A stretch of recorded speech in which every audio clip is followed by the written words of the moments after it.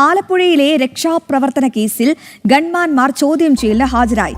മുൻ മുഖ്യമന്ത്രി പിണറായിയുടെ ഗൺമാൻ അനിൽ കല്ലിയൂരാണ് ആലപ്പുഴ ക്രൈംബ്രാഞ്ച് ഓഫീസിലെത്തിയത്. സുരക്ഷാ പ്രശ്നങ്ങൾ ഉള്ളതുകൊണ്ടാണ് ഇടപെട്ടതെന്നാണ് ഗൺമാന്റെ പ്രതികരണം. സുധീഷ് ഉണ്ട് കൂടുതൽ വിവരങ്ങൾ നൽകാൻ. സുധീഷ്, സുരക്ഷാ പ്രശ്നങ്ങളുണ്ട്, അതുകൊണ്ട് ഇടപെട്ടു, അതുകൊണ്ട് ചെടിച്ചട്ടിയെടുത്ത് തലക്കടിക്കാം, ഒപ്പം വടിയെടുത്ത് പൊതിരെത്തെല്ലാം, അങ്ങനെ വലിയ രീതിയിലൊക്കെ ഇവർക്ക് പ്രവർത്തിക്കാം. എന്താണ് ഈ ചോദ്യം ചെയ്യലിന് ഹാജരായ ഗൺമാൻ പറയുന്ന വിശദീകരണങ്ങൾ? ഒപ്പം എങ്ങനെയാണ് ചോദ്യം ചെയ്യൽ പുരോഗമിക്കുന്നത്?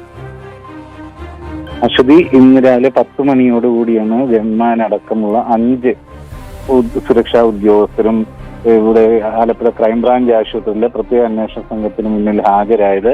നമുക്കറിയാം, കഴിഞ്ഞ ദിവസം മുൻകൂർ ജാമ്യാപേക്ഷ പരിഗണിച്ചപ്പോൾ അത് മുൻകൂർ ജാമ്യം അനുവദിക്കുകയും എന്നാൽ 11-ാം തീയതി രാവിലെ 10 മണിക്ക് മുമ്പ് ഈ അന്വേഷണ ഉദ്യോഗസ്ഥർക്ക് മുന്നിൽ ഹാജരാകണമെന്ന് കോടതി നിർദ്ദേശിച്ചിരുന്നു. ജില്ലാ സെഷൻസ് കോടതിയുടെ ഈ നിർദ്ദേശപ്രകാരമാണ് ഇന്ന് രാവിലെ 10 മണിയോടുകൂടി തന്നെ ഈ ഉദ്യോഗസ്ഥരെല്ലാം തന്നെ പ്രത്യേക അന്വേഷണ സംഘത്തിന് മുന്നിൽ ഹാജരായിട്ടുള്ളത്. ഇത് വൈകിട്ട് 4 വരെയാവും ചോദ്യം ചെയ്യൽ.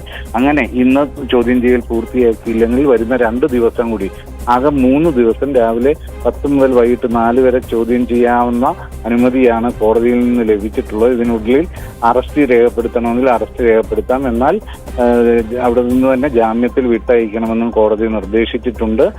ഇത്തരത്തിൽ ചോദ്യം ചെയ്യലിന് ഹാജരായി. ഇത് അന്ന് സുരക്ഷാ പ്രശ്നങ്ങൾ ഉള്ളതുകൊണ്ടാണ് ഇത് ഇടപെട്ടതെന്നും KSU യൂത്ത് കോൺഗ്രസ് പ്രവർത്തകരെ മർദ്ദിച്ചതെന്നുമാണ് ഗൺമാൻ അനിൽകുമാർ പ്രതികരിച്ചത്.